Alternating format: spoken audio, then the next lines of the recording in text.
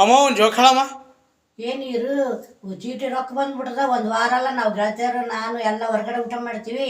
ನಿನ್ನ ಸೊಸೆ ಅಡುಗೆ ಮಾಡಿ ಹಾಕ್ತಾ, ನಿನ್ನ ಸೊಸೆಕಾಯಿಗೆ ಊಟನ ಮಾಡ್ಬೇಕಂದಿದ್ದಿ. ಇವತ್ತು ಎಲ್ಲಿಗೆ ಹೋಗಿದ್ದು ಊಟಕ್ಕೆ? ಹೋಗಿದ್ದೀವಪ್ಪ. ಊಟಕ್ಕೆ ಹೋಗಿ ಬೇಯಿಸಿ ಕಕ್ಕೊಂಡು ಬೈಸ್ಕೊಂಡು ಬಂದ್ವಿ. ಅಲ್ಲಿ ಭರ್ಜರಿ ಊಟ 100 ರೂಪಾಯಿ ಅಂದರು. ನಾವೇನು ಮಾಡಿದ್ವಿ, ಸುಮ್ಮನೆ ಎಲೆ ಹಾಕಿದ್ರು ಬೇಯಿಸಿ ಊಟ ಮಾಡಿದ್ವಿ. ನನ್ನ ಗೆಳತ್ರು ಏನೇನು ಮಾಡಿಬಿಟ್ಟಾಳ, ಫಸ್ಟ್ ಹಾಕಿದ್ದೆಲ್ಲ ಒಂದು ಕ್ಯಾರೆಟ್, ಸ್ಟೀಲ್ ಕ್ಯಾರೆಟ್ ತುಂಬ್ಕೊಂಬಿಟ್ಟಾಳ. 2ನೇ ಸರಿಗೆ ಎಲ್ಲ ಹಾಕೊಂಡು ಉಂಡಾಳ.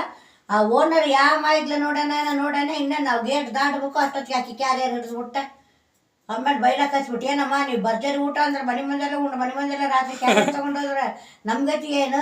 ಹೀಗೆಲ್ಲ ಮಾಡಬೇಡ್ರಿ, ಊಟ ಕಸ್ಕೊಂಬೋದು ಒಳ್ಳೇದಲ್ಲ. ಇನ್ಮೇಲೆ ಹಂಗೆಲ್ಲ ಮಾಡಬೇಡ್ರಿ. ಭರ್ಜರಿ ಊಟ ಅಂದರೆ ಇಲ್ಲೇ ಭರ್ಜರಿ ಊಟ ಮಾಡಿರಿ. ಇನ್ನೂ ಒಂದು 2 ತಟ್ಟೆ ಅನ್ನ ಜಾಸ್ತಿ ಹಾಕ್ಸ್ಕೊಂಡು ಉಳ್ರಿ, ಇನ್ನೂ 2 ಬಾಳೆಯಲ್ಲಿ ಜಾಸ್ತಿ ಅನ್ನ ಊಟ ಮಾಡಿರಿ. ಆದರೆ ಹಿಂಗೆ ಎಲ್ಲರೂ ಬಂದು ಒಂದೊಂದು ಕ್ಯಾರೆಟ್ ತೊಗೊಂಡು ಊಟ ಮಾಡ್ಕೊಂಡು ಹೋದ್ರೆ ನಾವು ಹೋಟ್ಲ್ ಮುಚ್ಬೇಕಾಗ್ತದ.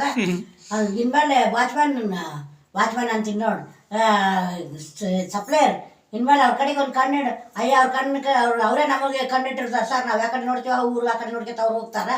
ನಾವೇ ಸಾರ್ನಾಗ 2 ಕೆಮ್ಮು ನೀರು ಹಾಕ್ಬಿಡೋಣ ಸರ್.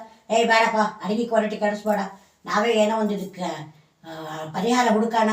ಆಗಲಿ ಸರ್. ಚೆನ್ನಾಗತ್ತಲ್ಲಮ್ಮ ಜೋಕ್.